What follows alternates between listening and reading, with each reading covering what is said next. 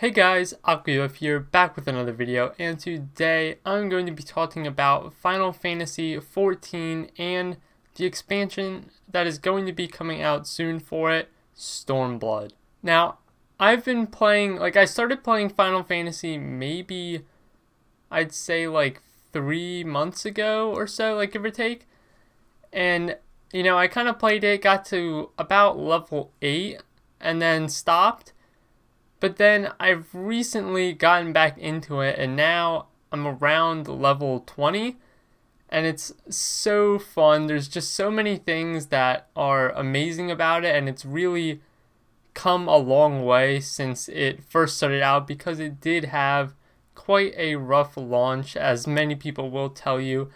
But the developers definitely rebuilt it from the ground up just to make people happy, and because a lot of people were disappointed for it, and now it's become one of the best MMOs out there.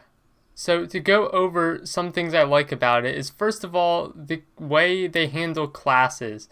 Now you can create a single character and have every single class on it, because the way it works is, so you create a character that starts with a certain class, and then over time you can go to quest givers, and if you accept the quest, they will kind of give you a weapon. And when you equip that weapon, it changes your class to whatever class is specialized to that weapon. So let's say you get a knife. Then when you equip the knife, you can turn into a rogue. So you can change into a rogue from the class that you were. And it kind of goes like that with all kinds of different weapons. So that is great, because that means that the need for alts is no more. You only need one character, though you do have to level each class as if it's a character.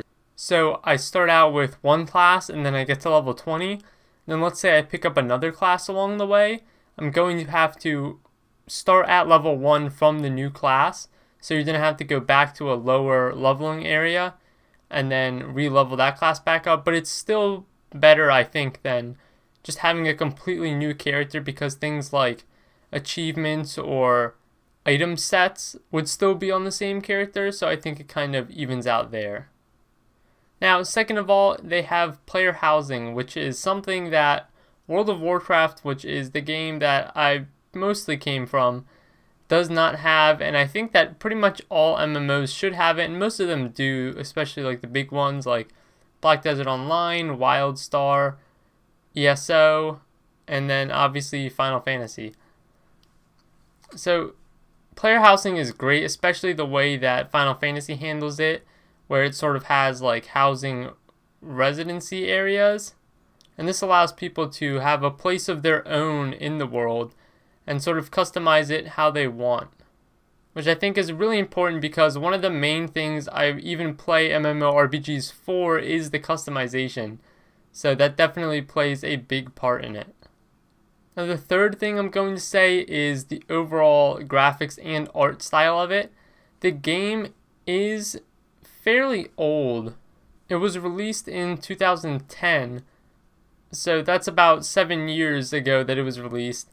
And the graphics are very nice, and it has an art style that is sort of a mix between realistic and sort of an anime fantasy world. I don't know, it's really hard to explain, but just the way the art style is something I like that a lot.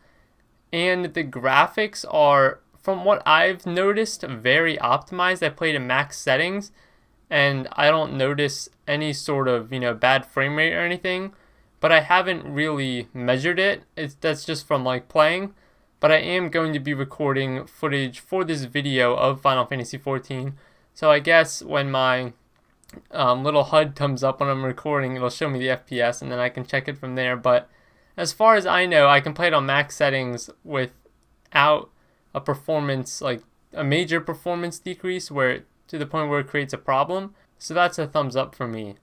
Now let's talk about an expansion that is going to be coming out on June 20th, and that is Stormblood. Now I'll put an image of all of the features that they're talking about on the screen now, but I'm just going to go over them quickly. It talks about new adventures in Alamigo and Dama. Play as 2 new jobs, the Red Mage and Samurai, and jobs are pretty much classes in the game. That's their form of what they call them. So, you know, a new mage class and a samurai, which is going to be pretty interesting. You have new exploration with swimming and diving. That means the underwater part of the game is going to be definitely increased. And that's always something that's a little weird to get into sometimes because like movement can get a little hairy. But if they can play it out well, then I guess that's pretty good. The level cap will increase from 60 to 70. They have changes to the battle system. Now, this one I have not looked into like very in depth, but I think they're just going to be changing some abilities and possibly merging abilities. It's not going to be like some crazy rework where it's going to be like action combat or something. I mean, I wish it was, but yeah, it's not going to be anything major. Journey to the far eastern city of Kugan, and I may be pronouncing some of these wrong. It's not exactly pure English here, so I apologize for any mispronounced words. Explore Gir Abania, the Ruby Sea, Yanzia, and Azim Steppe. New primals and beastmen. There's going to be new dungeons, a new 8-man raid, a new alliance raid, the Forbidden Land of Eureka, new gear and crafting recipes, a new residential district, and an expanded item inventory. Now those are just some of the things that they're talking about. There is probably a lot more of minor things. And they do have a website where you can read all about the brand new features. So I'll leave a link in the description below for you to check that out because it goes into a lot more detail, and you can even see by each category like lore, gameplay, systems, media, and products, all for the new expansion. So that's going to be pretty interesting there. And I might even make a couple videos going in depth on some of these features and what I think about them. So overall, I think Final Fantasy XIV is growing as a game and improving a lot as each expansion comes out. So I would definitely recommend that you check it out because it is free up to a certain amount of levels, and then you do have to pay a subscription because it is a subscription-based game. But I think that especially the way that they have sort of their trial part of the game set up, I think that's really good because, for example, Black Desert Online has a 7-day free trial, and then once the 7 days are up, you can no longer log in with that account unless you buy the game. But sometimes that's not the best option because let's say like I barely played it all or just forget about it or something, and then I can never really play it again. I'd have to create a brand new account.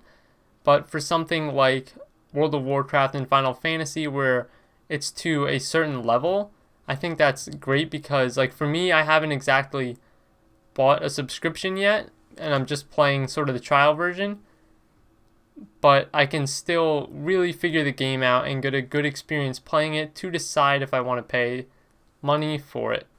Well, that's going to be it for this video. If you guys enjoyed, don't forget to like, comment, and subscribe, and I'll see you in the next one.